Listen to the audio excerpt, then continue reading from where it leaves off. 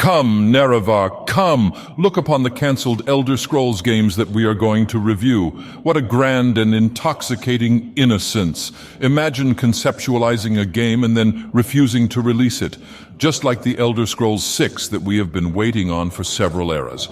More time has passed between Elder Scrolls 6 and Skyrim than between Arena and Oblivion. Is this how they honor the sixth game and the players unmourned?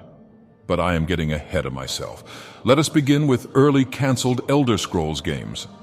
We begin with the Arena, which was supposed to be a combat sports simulator, an Elder Scrolls fighting game, Nerevar. Imagine, Nerevar I, Dagoth Ur, fighting and defeating all the Enwas and false gods. That would have been a grand old time. But moving on to the next game. Arena was supposed to be followed up by Elder Scrolls Chapter 2, Mournhold. Mournhold was the envisioned follow-up to Arena taking place in Morrowind, initially starting as an expansion pack and later becoming a sequel game instead. Imagine a Morrowind game in the 90s with awful pixelated graphics and sprites. Truly, Nerevar, that would not have honored the sixth house and the tribe unmourned. Imagine the Sharmat, being made with less than ideal graphics.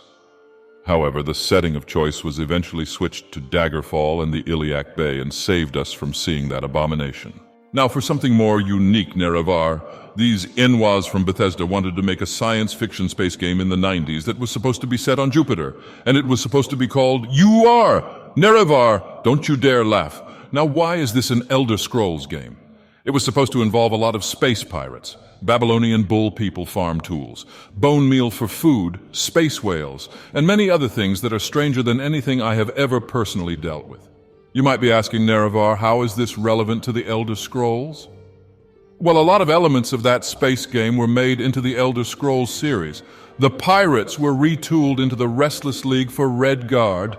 Air whales were retooled into snow whales for the 7 fights of the Aldudaga and Skyrim. Babylonian bull people were retooled into Morrowind and the Minotaurs for Knights of the Nine. The Medes, who were the peoples mentioned alongside Etruscans and Babylonians, were used as a surname for Titus Mede, and the Mede dynasty was introduced in the Infernal City and Skyrim. Nerevar, the Elder Scrolls 3, the sequel to Daggerfall, was not supposed to be called Morrowind.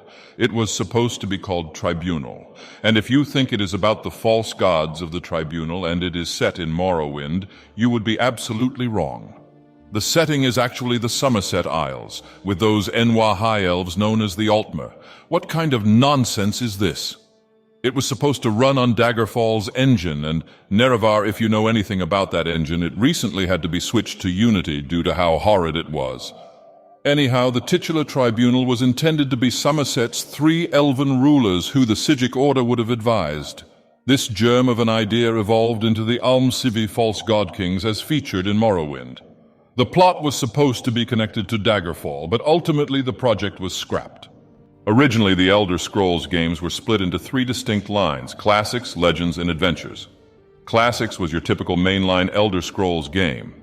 Legends were meant to focus on pivotal moments in Tamriel's history. And Adventures were to have you play as an important historical figure and alter history with your actions. When Battlespire and Redguard both failed to honor the Sixth House and the Tribe unmourned, like any Enwa-based Elder Scrolls game would, the idea was scrapped, but here are some farm tool games that were cancelled. The Elder Scrolls Adventures 2. Eye of Argonia was supposed to be set in the farm tool continent of Black Marsh, and was supposed to feature the same janky style as Redguard. Eye of Argonia is discussed by Tobias and Drekius and shown to be a treasure sought by both Tobias and Cyrus. The treasure is later referenced in the in-game book Ruins of Kemel Z and in dialogue with Trells Varys. Cyrus's quest for the Eye is also alluded to in Tiber Septim's sword meeting with Cyrus the Restless. Nerevar, we have been spared from seeing a Black Marsh farm tool game. If you are enjoying these sermons, Nerevar, please honor the Sixth House and the Tribe unmourned by raising your thumb, subscribing to future sermons, ringing the bell, and writing on the parchment down below. The Elder Scrolls Adventures Paradise Sugar was the working title for the 3rd planned installment of the Elder Scrolls Adventures series, following the story of Redguard and the cancelled Eye of Argonia. Sarathra is a Khajiit crime boss with connections to both Cyrus and Tobias. currently operating out of Wayrest. This series was supposed to be based on his clan and his family or something, but once again we were spared a farm tool game set in Moon Sugar Country. Do you remember that Enwa Jagar Tharn, well, the Elder Scrolls IV Oblivion, was supposed to be about his master plan or something? I do not know. What was his grand master plan? All in all, I'm glad we do not have to deal with the plot line of the 90s. The Enwas in Bethesda have always had this obsession with space. I have mentioned the UR Space Pirate game, and now Bethesda is coming out with Starfield, instead of Elder Scrolls VI, which is quite a disappointment. Nerevar, but what if I told you there was a space game based on the Elder Scrolls universe? Yes, Nerevar, you heard it correctly. An Elder Scrolls space game, Nerevar. It was supposed to be a moon colony game set in the Elder Scrolls about the colonization of Secunda. Elements of space travel were included in the Pocket Guide of the Empire, 3rd edition that shipped with Oblivion, such as the Sunbirds of Alinor and the Imperial Manonauts. So the Second Empire and the Aldmer had space programs that managed to traverse Aetherius. Seriously, Nerevar, how did these Enwas manage to go into space? Maybe I should have ventured into space with the help of the Heart of Lorkhan and made the Dunmer a spacefaring civilization. If you would like me to do a deep dive into Elder Scrolls space travel, please write on the parchment below, to space. Finally, Nerevar, we are on to the final chapter of this sermon. I present to you what was supposed to be the last installment of the Elder Scrolls Travels series, and it was supposed to be another copy of the Elder Scrolls IV Oblivion, but completely made for the PlayStation Portable. Yes, Nerevar, that relic of the mid to late 2000s was supposed to support a trimmed-down version of the mongrel dogs of the Empire.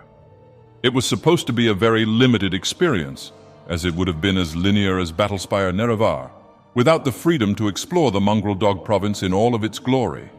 Honestly, Nerevar, I am a god. How can you limit a god to a small linear area with bad graphics? Also, visually it was quite an unappealing mess based on what we have witnessed with this game. The controls were jankier than a corpus stalker's movements. It just looked like a shadow of what the Elder Scrolls IV Oblivion was. However, unlike the Elder Scrolls VI, my sources tell me that the game was ready to start selling at any point, and that it had a functional release schedule. They pulled it off the shelves, probably due to the low production quality and development snag that failed to honor the Sixth House and the Tribe Unmourned. This is it for today's sermon. Please don't forget to honor the Sixth House and the Tribe Unmourned by raising your thumbs, subscribing to my sermons, and writing on the parchment down below. You can also support Sixth House activities by donating to Patreon, so when alphabet agencies such as the Almsivi come knocking on your door, you can proudly display your affiliation with the Sixth House.